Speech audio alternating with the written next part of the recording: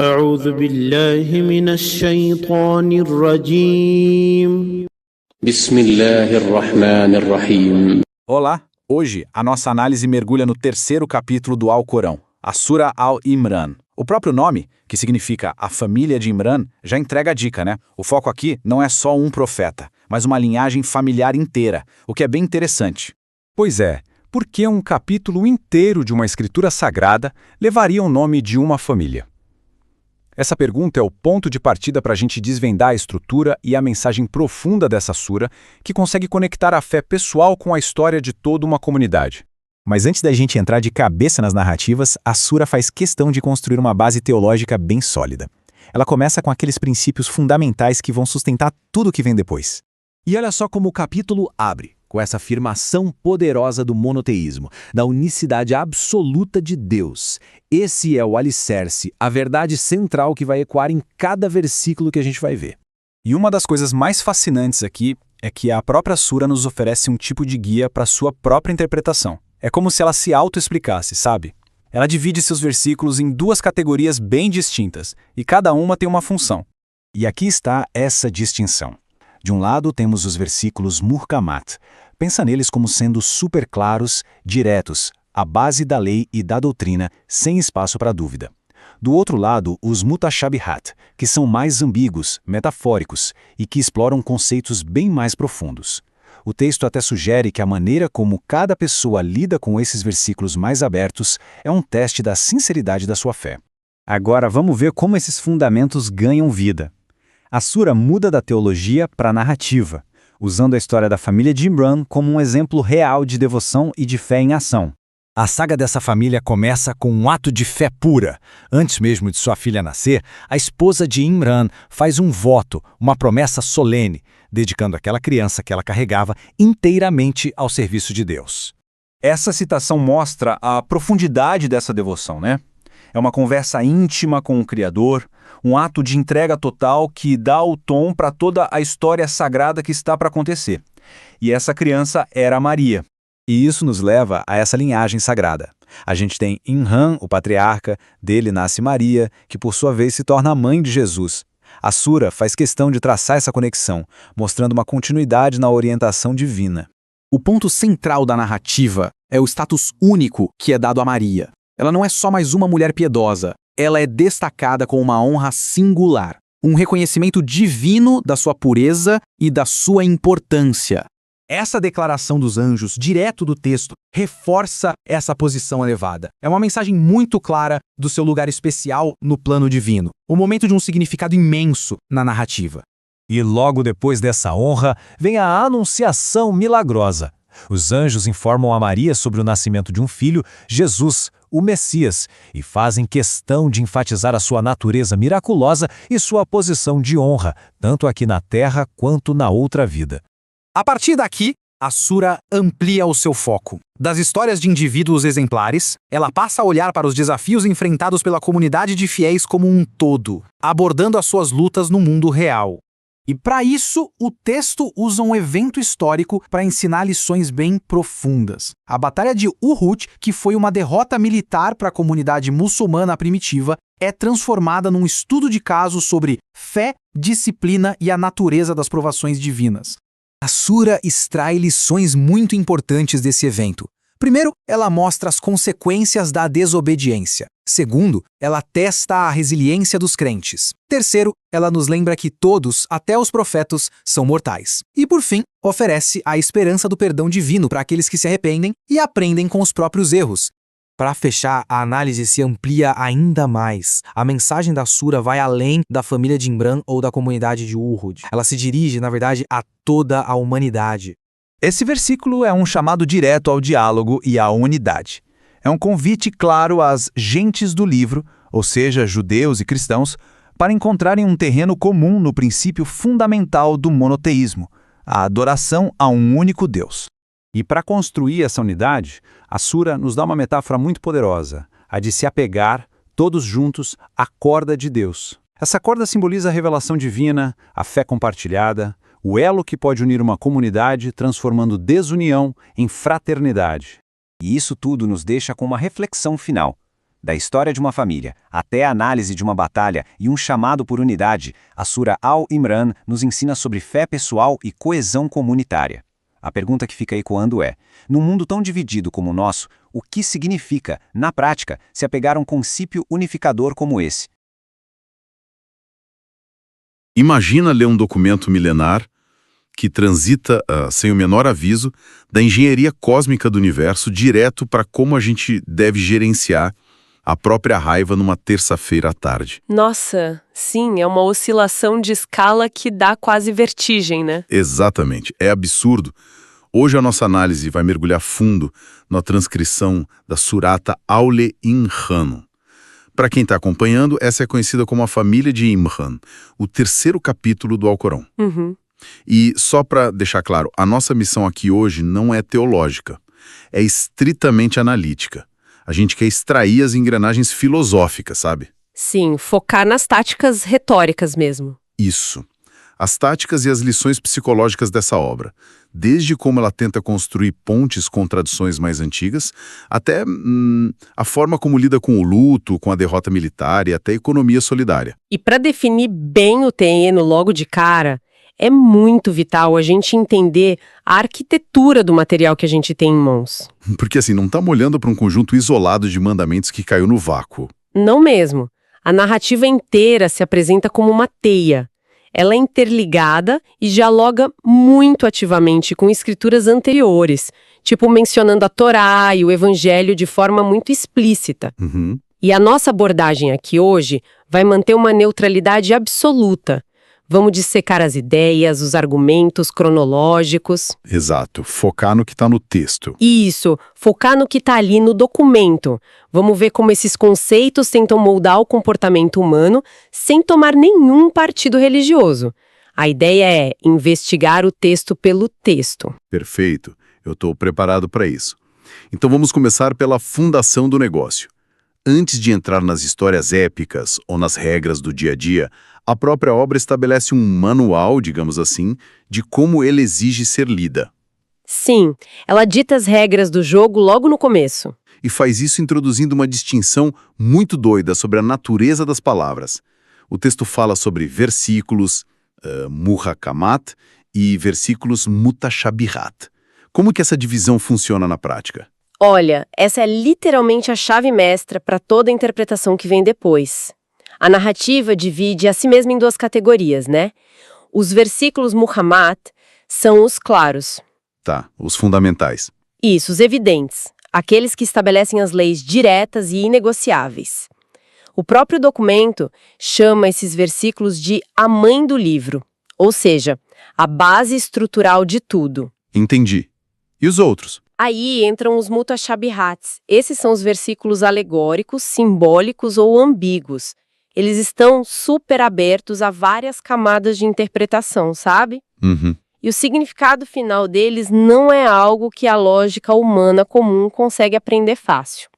E o ponto crucial dessa regra de leitura é que o material alerta que as pessoas, nas palavras do próprio texto, desviam em seus corações, ignoram a base clara de propósito. Nossa, eles vão direto no ponto fraco. Exato. Elas ignoram o que é claro para caçar os trechos ambíguos, tudo isso com o objetivo de criar discórdia e forçar significados ocultos que só interessam a elas. Lendo essa parte, a primeira imagem que me veio na cabeça foi a de um contrato jurídico super complexo. Pode crer, faz sentido. Porque assim, as cláusulas fundamentais, o espírito real do acordo estão lá estampados na primeira página, com uma clareza cristalina, né?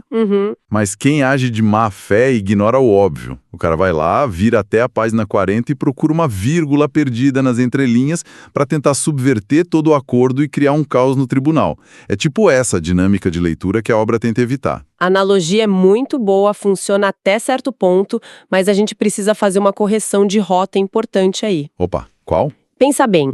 Num contrato humano, uma ambiguidade na página 40 geralmente é uma falha de quem redigiu o texto, né? Sim, é o advogado que comeu bola. Exatamente, é um erro.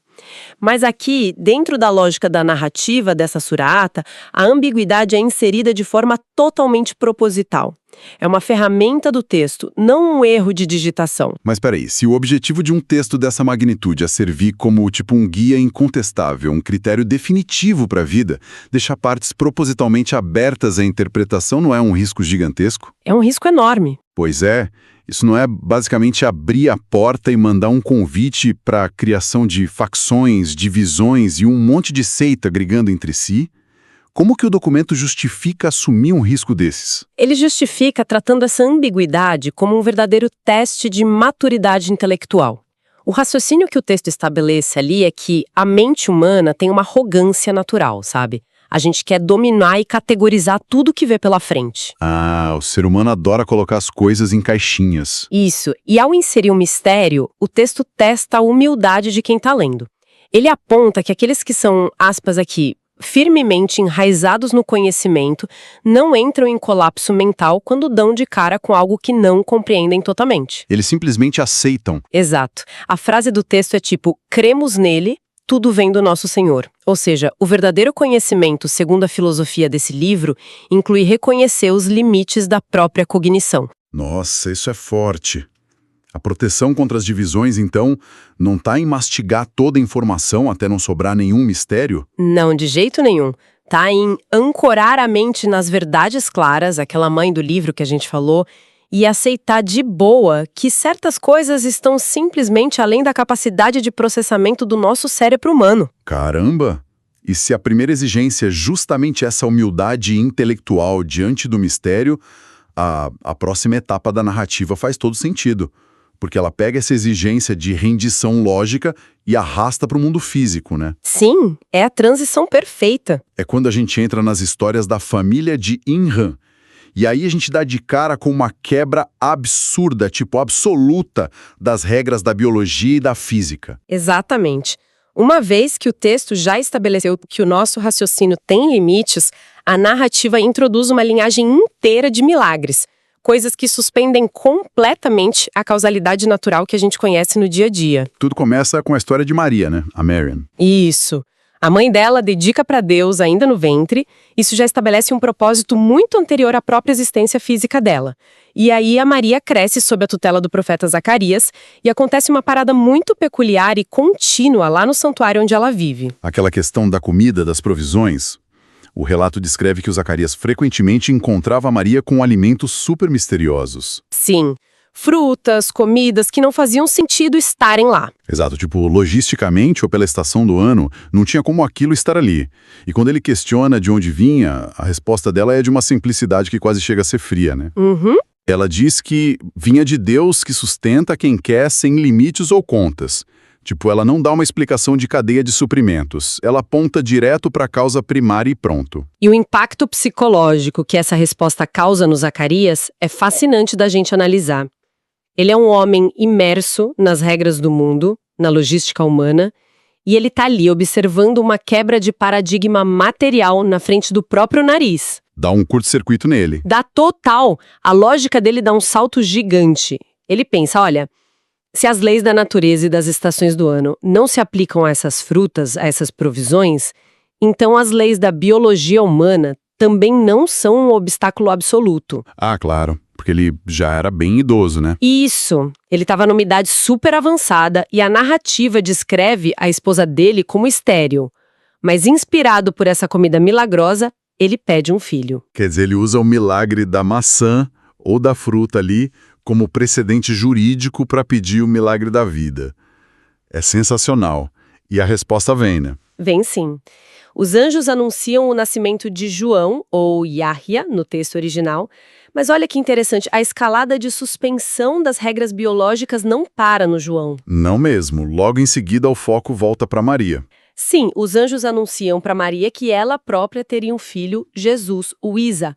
Só que, dessa vez, o nível de impossibilidade sobe, porque ocorre sem nenhum tipo de toque ou intervenção masculina. Zero genética paterna.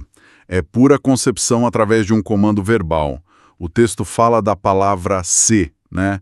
ou kum em árabe. E percebe o padrão metódico que o texto está construindo aqui? Primeiro, o alimento aparece sem origem agrícola rastreável. Depois, uma vida surge de genitores biologicamente inaptos, que é o caso do Zacarias. Tá. E por fim, a cartada final. Uma vida surge com a ausência total de um dos genitores. A narrativa vai desconstruindo aos poucos, degrau por degrau, a confiança absoluta que o ser humano deposita nas engrenagens materiais do mundo. É um treinamento de choque para quebrar o viés materialista, o que nos leva aos milagres que o próprio Jesus executa dentro desse relato. E eles expandem ainda mais essa demolição das fronteiras da física, né? Nossa, a lista de feitos é impressionante. Demais. A gente tem ele discursando de forma eloquente ainda no berço, tem a parte que ele molda pássaros usando barro e ao soprar neles os pássaros ganham vida real. Sim, animação de matéria inerte. Exato. Além de curar cegos de nascença, curar leprosos, reviver os mortos, que já é o clássico, mas também tem uma parada que beira a intrusão mental. Qual? Parte que ele adivinha o que as pessoas estavam comendo e o que elas estavam escondendo lá no fundo das casas delas. É uma demonstração violenta de domínio sobre o tempo, o espaço e a matéria orgânica. Mas a gente tem que reparar que existe uma cláusula de segurança retórica que a obra repete, assim, incessantemente, toda vez que lista esses milagres. Qual cláusula? A cada feito impossível citado, o texto sempre adiciona a frase "com a permissão de Deus", sempre. O objetivo dessa repetição quase exaustiva é impedir que o fascínio da audiência pelo milagre físico acabe se transformando em adoração pelo veículo humano que está executando a ação, entende? Ah, entendi. O poder tem que pertencer à causa primordial, não à ferramenta que está na ponta. Exatamente. E sobre essa tensão entre adorar a ferramenta humana versus o Criador, tem uma manobra argumentativa no texto que eu achei inteligentíssima. É como se a narrativa já previsse o debate gigantesco sobre a natureza divina de Jesus, por causa dessa ausência de um pai humano. Sim, o texto antecipa isso muito bem. E aí, para contrabalançar essa polêmica, eles fazem uma analogia direta entre Jesus e Adão, né? E essa é uma tática de nivelamento extraordinária. O argumento pega um consenso que já existe na cabeça daquele público. Que é a existência de Adão. Isso, e usa isso para desarmar a controvérsia mais recente. A lógica que o texto propõe é brilhante. Eles dizem, olha, se a métrica para vocês considerarem alguém divino ou além da compreensão é o fato da pessoa ter nascido sem um pai biológico, então parem e olhem para Adão. Porque Adão não teve pai e também não teve mãe. E o impossível acaba relativizado. Tipo, se a ausência de um progenitor já dá esse debate todo, a ausência de dois deveria gerar um debate infinitamente maior e ninguém adora o Adão. É um checkmate argumentativo. E essa abordagem estabelece um fio condutor que não é só de milagres isolados, mas de uma linhagem profética contínua. E isso é vital, né? Porque boa parte da nossa investigação de hoje passa pela forma como esse documento dialoga com grupos que seguiam aquelas outras escrituras que você citou no começo. Com certeza. O texto fala o tempo todo sobre os povos do livro. Isso, que seria uma referência aos judeus e aos cristãos. Sim, e rola um esforço super deliberado de comunicação com eles ali. O documento faz um apelo muito claro, convocando esses grupos para chegarem nas palavras do texto a uma palavra comum ou um termo de equidade. E essa proposta é bem enxuta, né? Muito. A base é simples, não adorar absolutamente nada além do Criador único e não tomar seres humanos como senhores absolutos uns dos outros. É uma tentativa clara de criar uma base mínima para a convivência teológica. Mas a forma como o texto argumenta a favor dessa base é o que realmente me chamou a atenção. Eles usam a figura do Abraão, né, o Ibrahim. Isso. A lógica ali não é um ataque frontal contra a doutrina do outro. É uma desconstrução através da linha do tempo. É genial. O argumento fala que Abraão não poderia ser judeu e nem cristão por um motivo meio óbvio. A matemática do tempo. Exato. Porque a Torá e o Evangelho foram revelados muito tempo depois que ele já tinha morrido. Ele é descrito lá como um Hanif, né, um monoteísta puro, lá da origem. O uso da cronologia aí é letal para qualquer tribalismo religioso.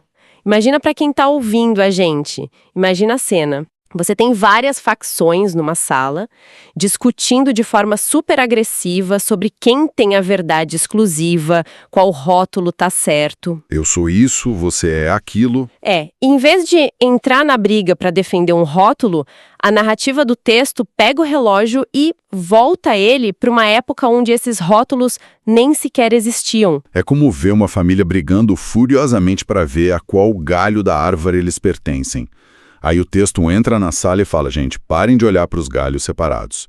Olhem lá para baixo, olhem para as raízes. E a raiz principal é o monoteísmo puro do Abraão. É uma estratégia de clamar por uma restauração, né? Voltar para a base estrutural da árvore. Sim, mas assim, teoria, raízes históricas e teologia só sobrevivem intactas até baterem de frente com a primeira grande crise real, né? Sempre. A teoria, na prática, é outra história. Pois é, toda essa estrutura colide violentamente com o chão de terra quando a narrativa puxa os crentes para o caos do mundo físico. Rola uma transição drástica para a psicologia do conflito. O texto foca intensamente nos altos e baixos de batalhas literais. Lida com medo suando frio, com a questão da obediência e com um luto muito profundo. É aquele momento clássico em que a ideologia é submetida ao teste de estresse máximo. O texto descreve um contraste brutal para quem está lendo. Como assim? De um lado, a narrativa lembra de uma vitória extraordinária que eles tiveram no passado, onde a intervenção divina foi tangível, sabe? O texto diz que milhares de anjos foram enviados como reforço numa hora em que as fileiras estavam em desvantagem total. Isso ajuda a consolidar a ideia de que o invisível está lá, apoiando eles. Exatamente. Mas aí, logo na sequência, vira a página e o cenário se inverte completamente. É a parte da derrota terrível. E o que eu achei incrível é que a fonte não passa pano para a responsabilidade humana nesse fracasso. Fica super claro que o colapso do grupo não foi uma falha na teologia deles. Foi uma falha disciplinar e psicológica brutal. Faltou obediência ali na hora H, né? Muito. Rolou uma disputa interna feia. Ordens estratégicas que eram claras foram abandonadas porque uma parte do grupo cedeu no meio do combate ao desejo repentino pelo saque, pelas recompensas materiais ali dos inimigos mortos. A ganância falou mais alto que a tática. Isso, e o resultado foi um recuo caótico, gente morrendo para todo lado e um sentimento que a obra descreve de forma muito triste, tipo tristeza sobre tristeza. E é exatamente nesse cenário de caos, nesses escombros fumegantes, que a obra faz uma das intervenções psicológicas mais profundas que eu já vi num texto antigo. Qual? Depois da derrota, começou a circular uma murmuração pesada entre os que sobreviveram. Eles olhavam para os corpos no chão e diziam coisas do tipo: se eles tivessem ficado com a gente lá atrás, não teriam morrido nem sido mortos. Nossa, isso é a anatomia clássica perfeita da culpa do sobrevivente e daquele ciclo mental destrutivo do "e se". Sabe, e se eu tivesse virado à esquerda? E se eu tivesse dito não? Esse é talvez um dos maiores tormentos da psique humana diante de qualquer tragédia. É aquela crença ilusória e torturante de que só um ajustezinho de rota teria evitado todo o desastre. Mas se a base inteira dessa crença deles exige confiar em um controle superior que sabe de tudo, como é que o texto resolve essa ansiedade retrospectiva que paralisa a pessoa? A abordagem do texto é muito frontal. Ele ataca justamente essa ilusão de controle humano que a gente tem. O argumento ali introduz a noção de um livro com prazo fixado. Prazo de validade para a vida. Literalmente isso.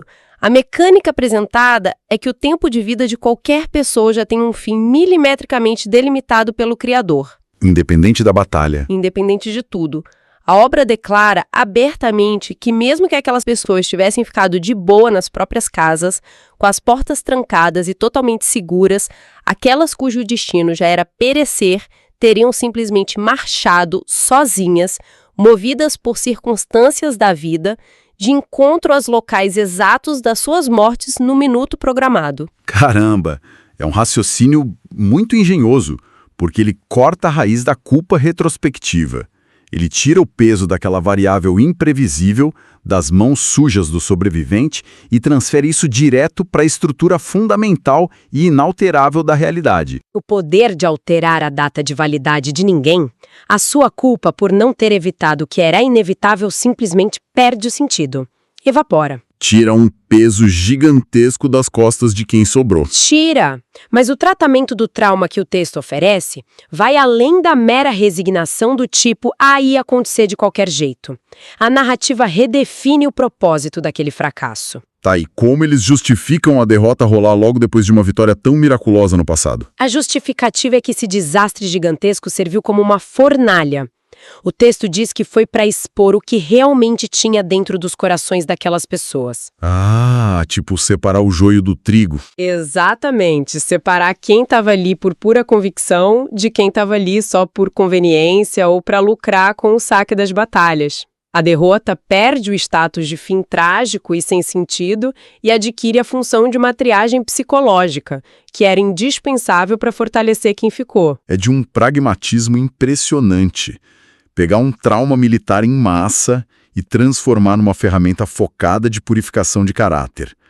E essa necessidade de forjar um caráter forte e ético sob pressão militar transborda quase imediatamente no texto, para as regras de como a vida civil tem que funcionar. A ética da guerra molda a ética da praça de comércio. Isso.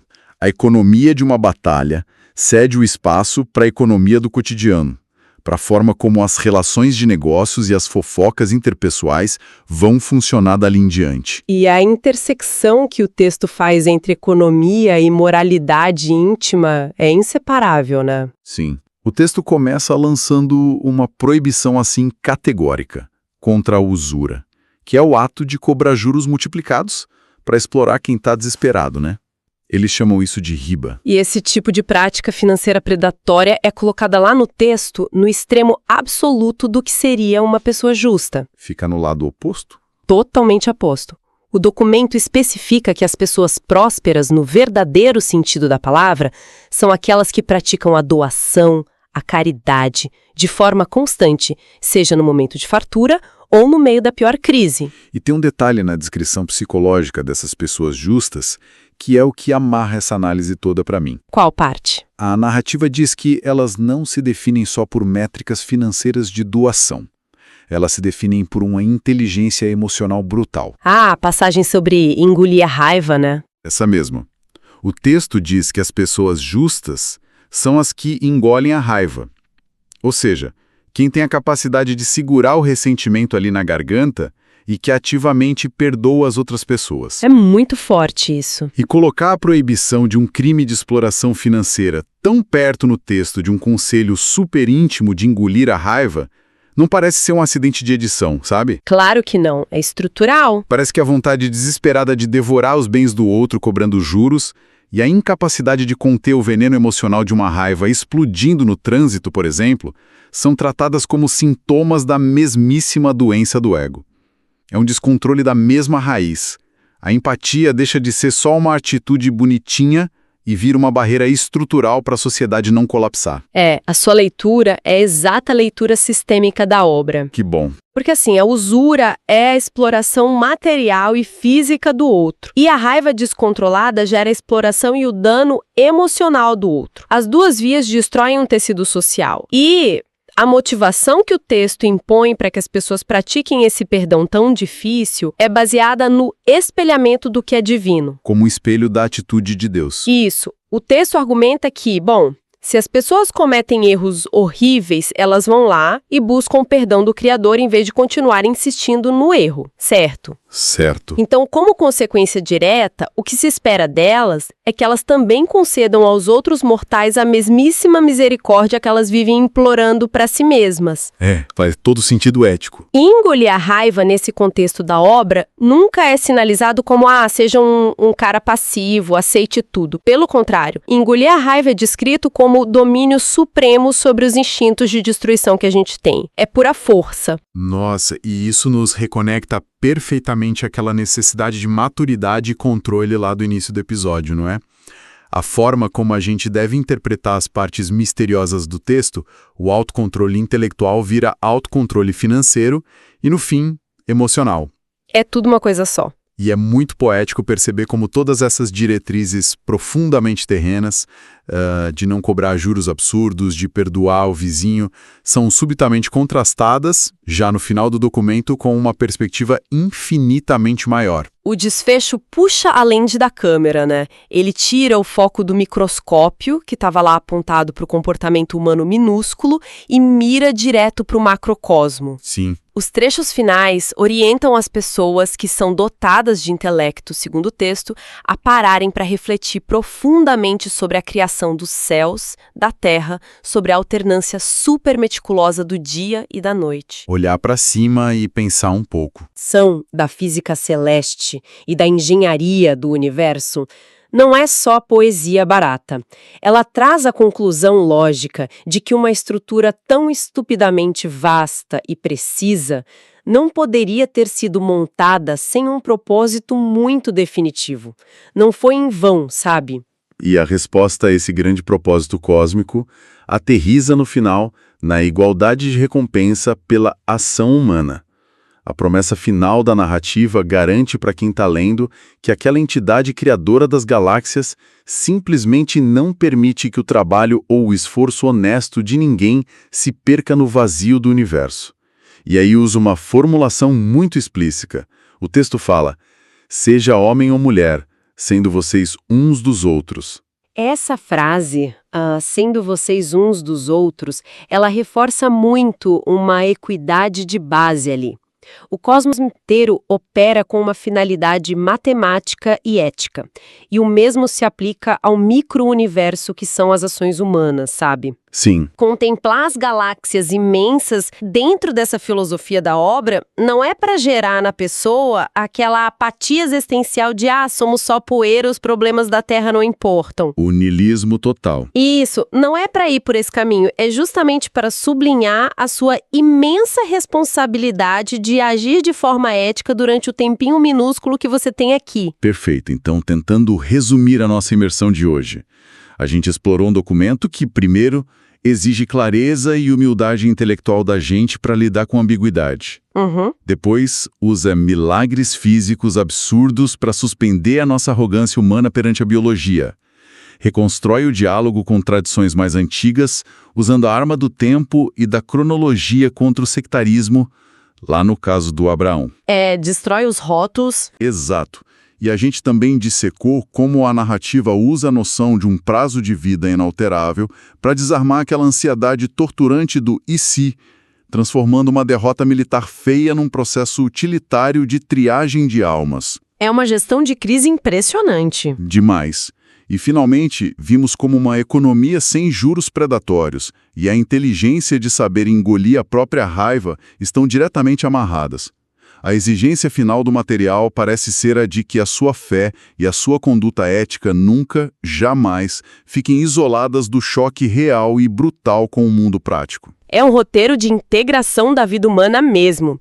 Ele funde teologia, funde resiliência psicológica e responsabilidade civil, provando que, sob as lentes desse texto, a forma como a pessoa entende a criação do universo afeta diretamente a forma como ela lida com o troco da padaria e como ela perdoa quem corta ela no trânsito. E para encerrar, quem está ouvindo a gente, eu quero deixar só um pensamento final sobre essa oscilação maluca de proporções que permeou a nossa conversa hoje. Manda. Nessa nossa investigação detalhada, a gente observou que a exata mesma mente que o texto instiga a olhar para as estrelas noturnas e contemplar a vastidão incalculável dos céus, é essa mesma mente que é duramente instruída a ter disciplina para engolir a própria raiva em um pequeno e banal desentendimento diário na cozinha de casa. O macro e o micro. Exato. Se uma filosofia milenar consegue amarrar na mesma página os limites assombrosos do cosmos, com o gerenciamento dos nossos pequenos arranhões emocionais, cara, isso talvez revele algo muito profundo sobre a gente. Sem dúvida. Talvez signifique que na grande arquitetura da existência, a forma como a gente processa as nossas menores e mais egoístas emoções diárias tem um impacto estrutural infinitamente maior do que as nossas próprias limitações de visão permita enxergar. Fica aí a reflexão para a gente pensar ao longo da semana. Bem-vindos ao programa O Debate. Hoje nos dedicaremos a uma análise discursiva e de múltiplas perspectivas do nosso material de origem. Imagina o seguinte, imagina descobrir um documento antigo que diz, assim, para os seus vizinhos e rivais: nós honramos os seus heróis, reverenciamos os seus profetas e confirmamos os seus livros sagrados. E logo depois ele fala: mas nós somos os guardiões definitivos da essência do seu próprio legado. Isso seria, sei lá, um abraço fraterno de unificação? Ou a cartada final de uma apropriação bem estrita? Olha, essa é a definição clássica de um campo minado, né? Não apenas teológico, mas fundamentalmente histórico. A complexidade retórica é tamanha que você precisa realmente ler nas entrelinhas da diplomacia. Exatamente. Para entender as verdadeiras fronteiras invisíveis que estão sendo traçadas ali no chão. Aí hoje vamos focar em como isso acontece na terceira surata, ou seja, o terceiro capítulo do Alcorão, que é conhecida como Al-Imên ou a família de Imrã. Vamos examinar a complexa relação que o texto estabelece com as revelações anteriores. A Torá e o Evangelho, no caso. Sim, especificamente a Torá e o Evangelho. E com os chamados adeptos do livro, referindo-se predominantemente a judeus e cristãos. É um material fascinante para a nossa análise de hoje, porque ele nos obriga a perguntar qual é o verdadeiro mecanismo em ação, sabe? O que o texto está tentando fazer, em termos estruturais mesmo, com esse passado religioso que o precede. Essa é a nossa pergunta central. Quer dizer, o texto apresenta uma estrutura de pluralismo integrativo, onde as tradições anteriores são validadas e podem coexistir ali com a nova revelação em um horizonte moral compartilhado, ou ele estabelece uma fronteira estrita de exclusividade, né? Exato. Uma fronteira onde a nova revelação não apenas corrige, mas substitui definitivamente as anteriores. Bom, eu defendo que o material é fundamentalmente integrativo. Ele foca na continuidade histórica, no profundo respeito compartilhado a essas figuras proféticas e, crucialmente, no reconhecimento explícito da retidão moral de diversos grupos, independentemente dos seus rótulos institucionais. Então, eu vejo por um ângulo completamente inverso. Eu argumento que o material é essencialmente demarcatório. Ele utiliza essa história sagrada compartilhada não para, criar um ecumenismo complacente, sabe? Certo. Mas como uma verdadeira ferramenta de auditoria, para corrigir desvios teológicos profundos. O texto insiste de forma bem implacável que a submissão aos novos termos estabelecidos é o único caminho aceitável para a verdadeira crença. Para estabelecer a minha perspectiva aqui, eu quero que a gente olhe para a fundação desse texto. Ele não entra em cena destruindo o que veio antes de jeito nenhum. O material declara inequivocamente que o livro desceu com a verdade para confirmar o que o precedeu. Sim, a linguagem de confirmação está lá. E essa é uma linguagem de validação muito deliberada, e a evidência, acho que mais cristalina disso, é a reverência dedicada à família de Imrã. O texto dedica um espaço considerável e belíssimo, por sinal, para narrar o nascimento de Maria, Miriam. Sim. Sua dedicação ao templo, a concepção milagrosa de Jesus, ou Isa. Celebrar esses pilares das fés anteriores demonstra um desejo intrínseco de unidade. O texto está basicamente dizendo aos cristãos e judeus da época: os seus heróis são os nossos heróis. Mas... E além disso, só para fechar esse ponto, o material é incrivelmente matizado ao julgar as pessoas. Ele cita aquela passagem que diz: não são todos iguais em árabe, leiço sawan. Ele elogia uma facção dos adeptos do livro que recita as revelações durante a noite, que se prostra e prescreve o bem, garantindo expressamente que o bem que fizerem não lhe será negado. Isso, para mim, é a antítese de um exclusivismo rígido. Certo, eu reconheço a beleza poética dessas passagens, são inegáveis. Mas a gente precisa separar a reverência histórica da concessão teológica. Como assim? Reconhecer profetas do passado não significa aceitar a validade das teologias que as comunidades formaram ao redor deles ao longo de tantos séculos, né? O material não está apenas recontando a história de Maria e Jesus para ser amigável. Ele está, na verdade, reescrevendo essa história para depurá-la. Depurá-la? Sim. A minha posição se sustenta na clareza conceitual de versos que simplesmente não deixam espaço para relativismo. O texto diz categoricamente, olha só, a religião perante Deus é a submissão, que, por sinal, é o significado literal da palavra Islã. Certo, entendo. E logo depois adverte que quem quer que busque outra religião que não a submissão, esta jamais será aceita. Então, trazer Jesus e Maria para o centro da narrativa não é uma validação do status quo dessas comunidades. É uma retomada corretiva. É o texto dizendo: eles pertencem a nós, porque nós somos os únicos que os compreendemos corretamente. É uma demarcação de posse absoluta, sabe? Mas veja como ele faz essa retomada, como você chama. Eu gosto de pensar que o texto atua como um arquiteto, tipo fazendo um retrofit em um prédio histórico. Um retrofit? É.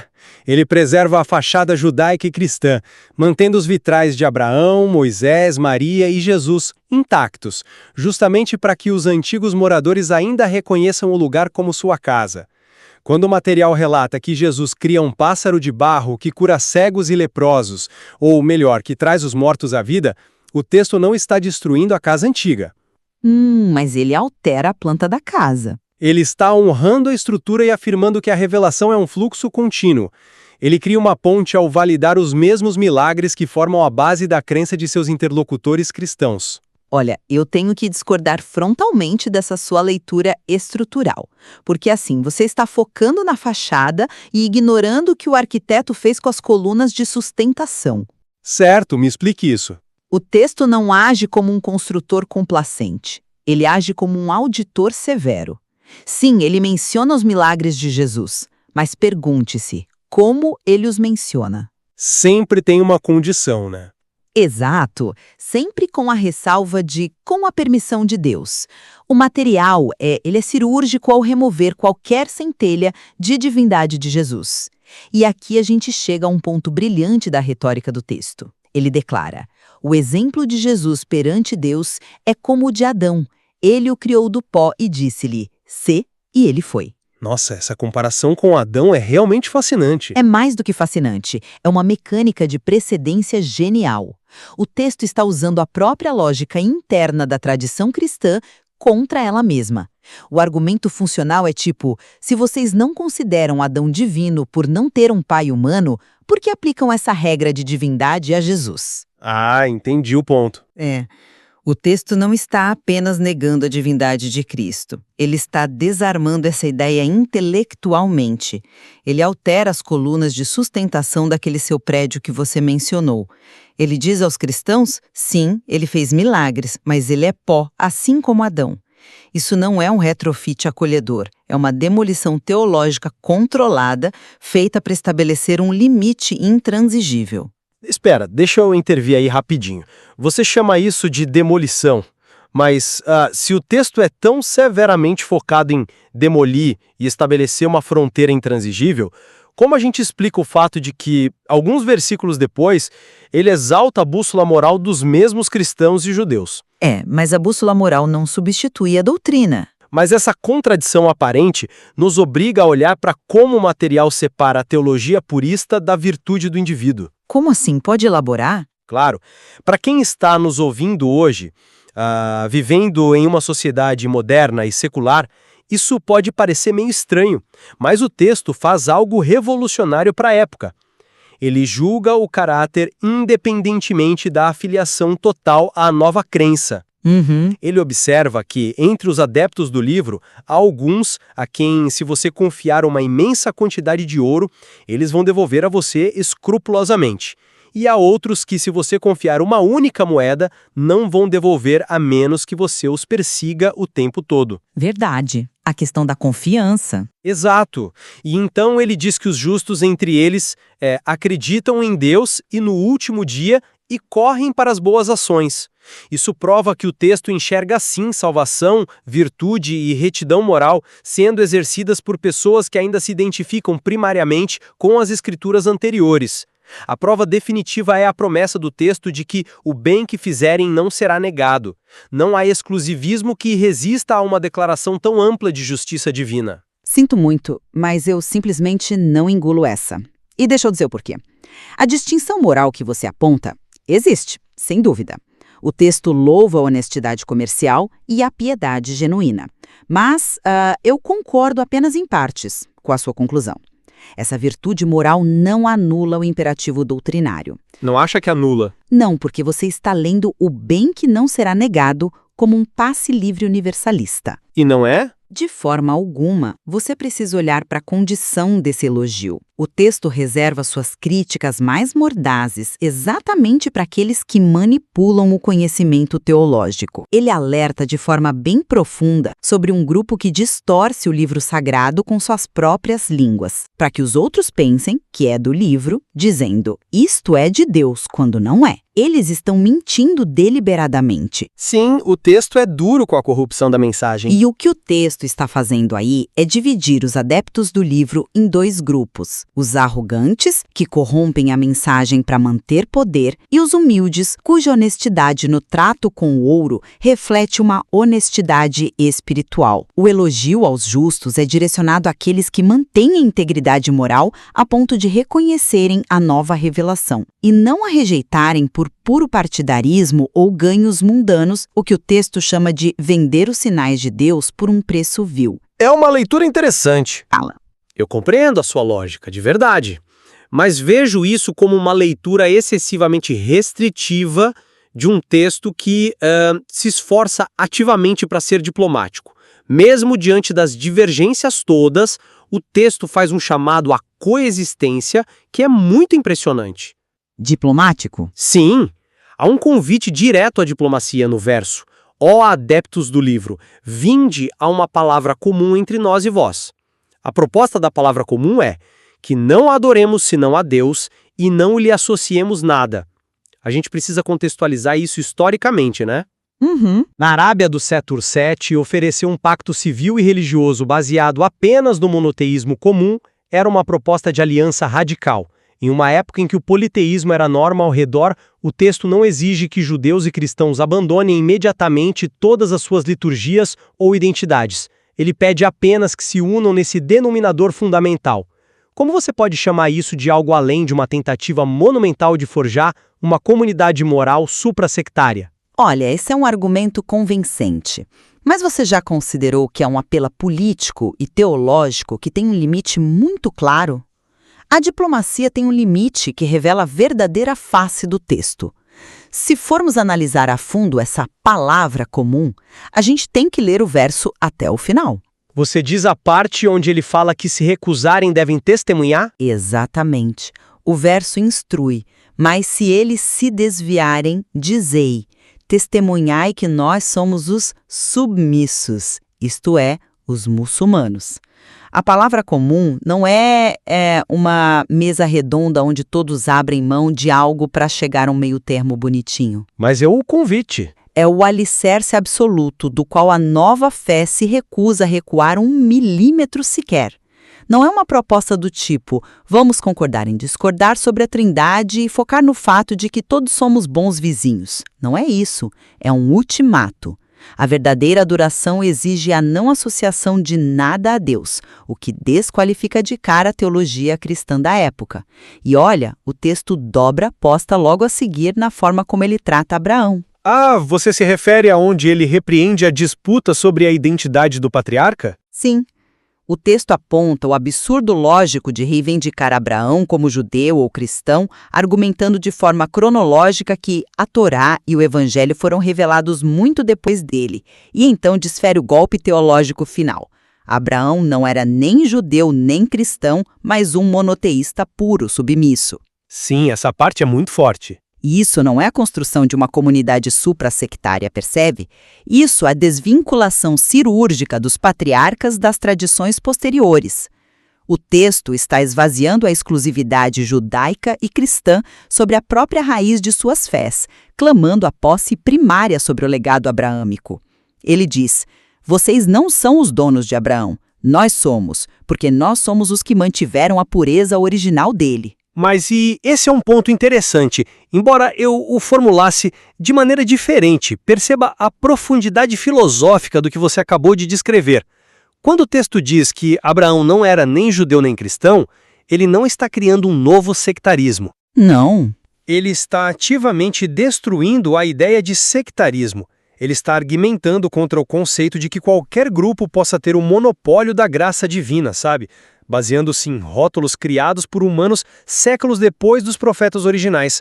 O texto está dizendo: vocês estão brigando por instituições quando o que realmente importa é a devoção desarmada, a submissão pura a um Deus único. É uma bela forma de ver as coisas. E longe de ser uma fronteira excludente, esse é o apelo mais formidável ao universalismo espiritual. O material lembra a todas essas comunidades de que a verdadeira fé sempre precede a estrutura religiosa. É um convite para olhar para cima, não para os muros ao redor. É um universalismo, eu admito, mas é um universalismo estruturado estritamente sob os novos termos. O problema com a sua tese do pluralismo integrativo contínuo é que o texto constantemente enxerga as comunidades estabelecidas como um risco ativo. Um risco? Sim, um risco. Há dezenas de passagens na Surata alertando os novos crentes. O texto adverte: ó vós que credes, se obedecerdes a uma facção daqueles que receberam o livro, eles vos farão retornar à incredulidade. Ele instrui a não tomar confidentes íntimos fora de seu próprio grupo, alegando que eles não pouparão esforços em arruinar-vos, eles desejam o que vos aflige. Sim, a tensão sociopolítica estava muito alta ali. Exatamente. E o pluralismo real requer uma confiança mútua duradoura. O material, no entanto, descreve as escrituras originais como válidas, sim, mas trata as hierarquias contemporâneas daquelas comunidades como adversárias. Adversárias que tentarão sabotar a nova mensagem. A insistência inabalável é que a bússola final agora repousa exclusivamente com a nova revelação. Qualquer desvio disso é tratado como uma ameaça gigante à integridade da comunidade e à alma do crente. Eu entendo, mas mesmo com esses alertas contra facções específicas, o que, cá entre nós, faz todo sentido em um contexto de sobrevivência sociopolítica de um novo grupo minoritário, o texto nunca, em nenhum momento, perde de vista a equidade. A justiça divina é um pilar lá. A genialidade desse material é que ele não permite a desumanização do outro. Ele exige um rigor cognitivo do leitor. Você deve estar alerta contra a corrupção teológica, sim, mas você não pode fechar os olhos para a luz que ainda emana das comunidades anteriores. É por isso que ele eleva a figura de Maria de uma forma que, sinceramente, absolutamente nenhuma tradição fora do cristianismo ousaria fazer. Verdade, a posição dela é ímpar. O texto diz abertamente que os anjos disseram a ela: ó Maria, de fato Deus te escolheu e te purificou e te escolheu sobre as mulheres dos mundos. Ele incorpora o sagrado do outro em seu próprio coração. E isso nos deixa com a mensagem incontornável de que a virtude e o favor divino não são propriedades particulares de uma única tribo institucionalizada. Olha, o que o texto faz com maestria, e nisso nós concordamos, é reconfigurar toda a linha do tempo da história sagrada para centralizar sua própria autoridade. Ele exige uma clareza conceitual que é, ao mesmo tempo, rígida e majestosa. Sim, ele reconhece a virtude do indivíduo e reverencia figuras sagradas, mas faz isso traçando linhas definitivas de quem realmente detém a verdade agora, justamente para prevenir as distorções que ele acusa os antecessores de cometerem. A revelação não se apresenta como apenas mais um volume disponível na estante das opções espirituais, sabe? Como um acréscimo válido e opcional. Certo. Ela se apresenta como o filtro definitivo, a restauração imperativa. O elogio existe, mas a verdade é singular. A misericórdia do texto é abundante e prometida, mas a porta para ela foi redefinida e o texto insiste que você deve passar pelos seus marcos recém-estabelecidos. O que nos leva, acho, a uma convergência inescapável aqui. Ambos reconhecemos que o texto demonstra uma sofisticação extraordinária ao lidar com identidades concorrentes e legados compartilhados, né? Ele enfrenta um problema diplomático e teológico de proporções gigantescas, com uma habilidade literária e retórica, sinceramente, sem paralelos. Inegavelmente, ele não ignora o pluralismo histórico, ele entra de cabeça nele. O texto se engaja com as raízes que formam a sua audiência original de uma maneira profundamente intelectual. E o que eu acho mais notável é como ele equilibra a severidade das suas repreensões doutrinárias com promessas igualmente expansivas de misericórdia. Sim, o princípio de que nenhuma alma será injustiçada atua como a garantia máxima de uma justiça que transcende completamente as disputas humanas e a política tribal da época. É uma garantia divina de equidade que âncora todo o nosso debate. Com certeza. Agradeço imensamente pela oportunidade desta discordância intelectual tão rigorosa. Analisar a mecânica dessas passagens sempre expande a nossa compreensão. O prazer é inteiramente meu. São os questionamentos duros que nos permitem ver a real arquitetura sob a superfície do texto. Aos que nos acompanham, nossa sugestão é sempre a mesma, né? Leiam o material original. Vão lá até a terceira surata, a família de Imran, e observem com os próprios olhos como esses mecanismos de continuidade, de retórica corretiva e de misericórdia interagem a cada versículo. Como sempre fazemos aqui, não declaramos que uma leitura invalida a outra, pois a riqueza de um texto milenar está exatamente na sua capacidade de suportar múltiplas perspectivas sem quebrar. É isso. Até o nosso próximo encontro. E voltamos cá à nossa imagem inicial do construtor. Talvez o desafio não seja apenas mapear onde as novas fronteiras foram traçadas no chão. Talvez o verdadeiro convite do texto seja a reconhecer a beleza das pedras antigas, que foram escolhidas a dedo para sustentar a nova morada. Obrigado por pensarem conosco hoje.